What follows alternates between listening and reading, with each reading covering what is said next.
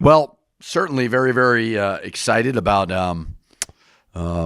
the rivalry game tomorrow night in our building. I'm hearing there's almost 15,000 tickets sold already, which is amazing. That is becoming somewhat of the norm. Very proud of just everybody, to be able to build this to that. New Mexico State lost to Abilene Christian last game. They've played a tough schedule. They've had some close games. They're physical. They're tough. So we know we're going to get their best shot. I mean, you looked at last year, played them twice, I think back-to-back, which might have been a game between, I don't remember, but one big here, and then it was down to the wire there. So anything can happen. I know how important it is to both fan bases. It'll be business as usual with our approach to the game, but certainly a phenomenal opportunity in our building and excited about it. What do you see with New Mexico State that presents problems? I know they got a big guy playing pretty well most of the season.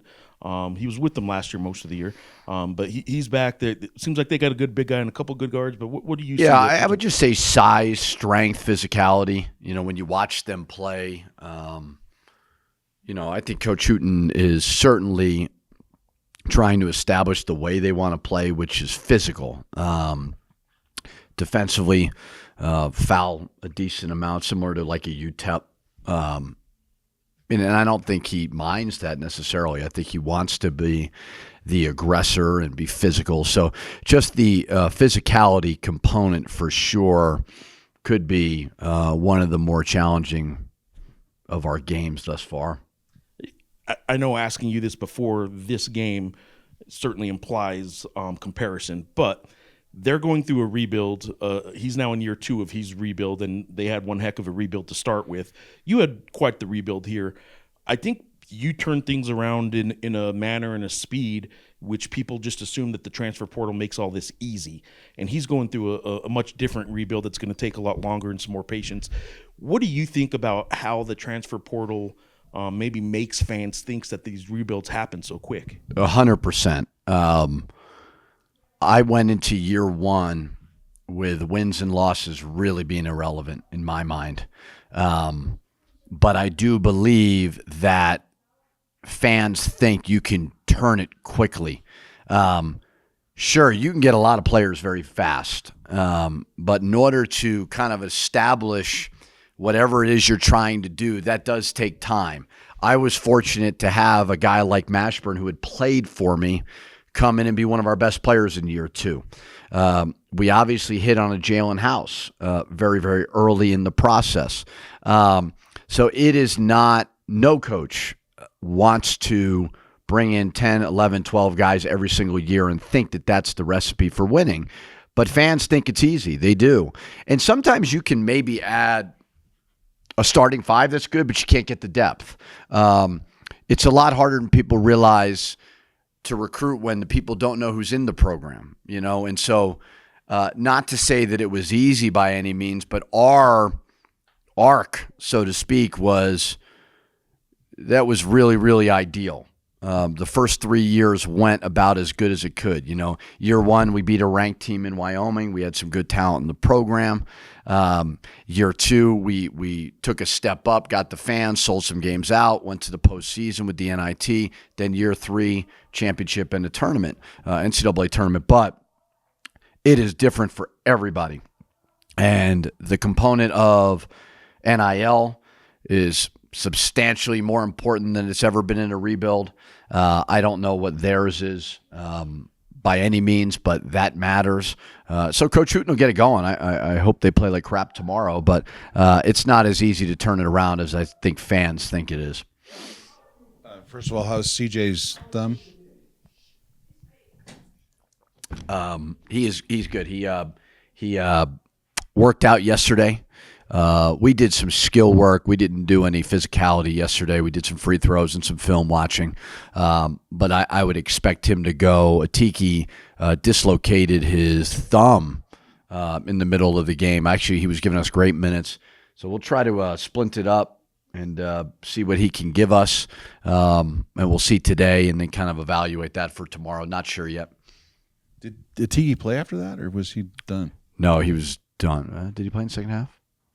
I think he was done. Yeah, he was done after that.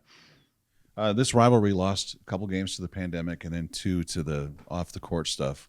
Now you're down to 1 game a year. Does that remove some of the heat from this rivalry? No, I actually think it's a good thing. I mean, I've always been pro playing once a year. I mean, I don't think anybody made the decision because of me. I think both administrations made that decision, and it's a 2-year deal. So who knows if it goes back? I know it's a big rivalry and all, but nobody else does that. I think in the country, and it's just easier for scheduling. I still think the impact of the game can be immense if you play once a year. I love playing it opposite of football, like we're doing this year as well.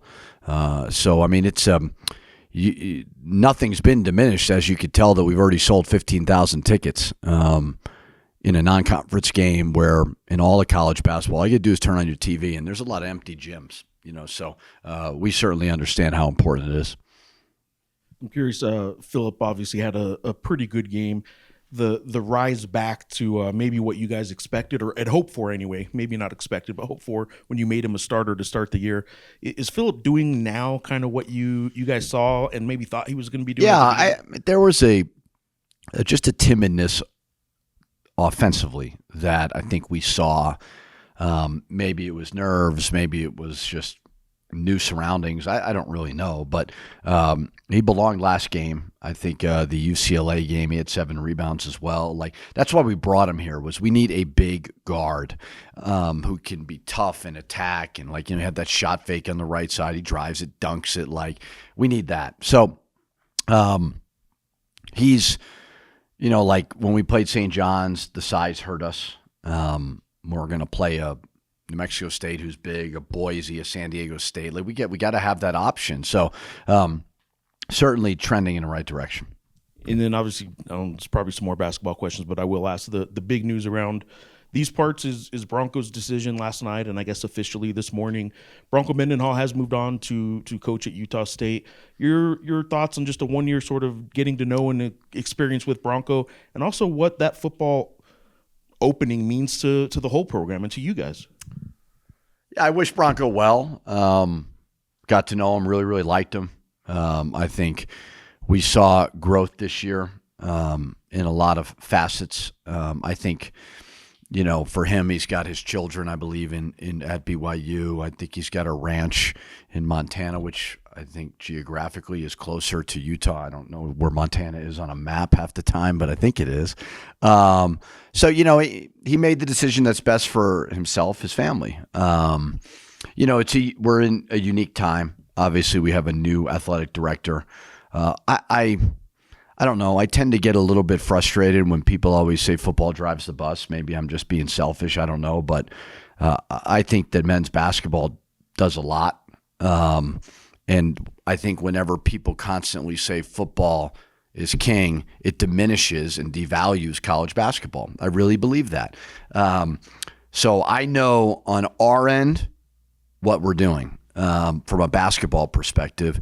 From a football perspective, obviously Fernando, his staff, they're going to have to figure out who they can hire because we're moving into a new conference and all those things. So I know we want to be good. I hope we're good in every sport. I really do.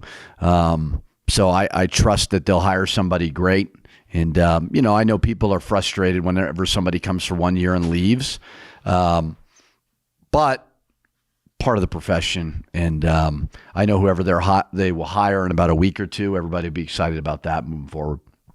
And what about it, to his farewell speech the other day, he talked about how he's been a head coach for 18 years, and every single year he would have someone approach him. It's just the nature of the business.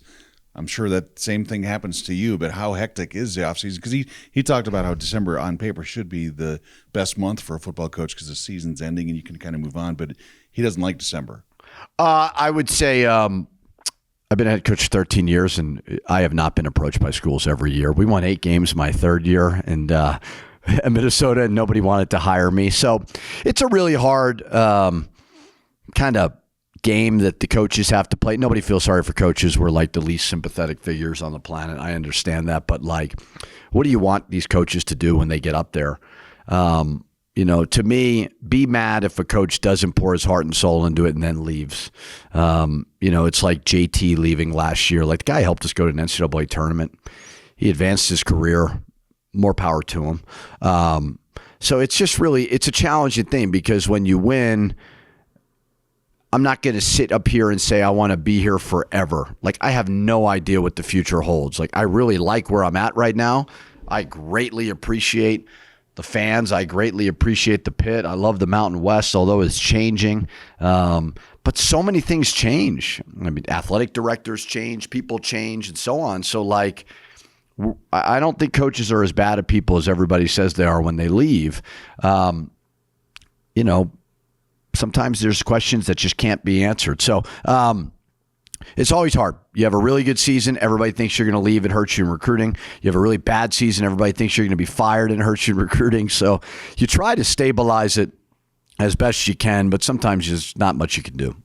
I'll kind of backtrack a little bit to basketball, going back to the game the other night. Closer than I'm sure some people expected, but it is a conference game. They're going to be competitive. Was that a wake-up call for this team, or was it just one of these things where San Jose State's better than people thought? It's become a little bit more challenging because of Ken Pom and net and spreads, where if you don't cover those, all of a sudden now you have to apologize for not winning by enough points. That's kind of been the new norm. Do I think we played great?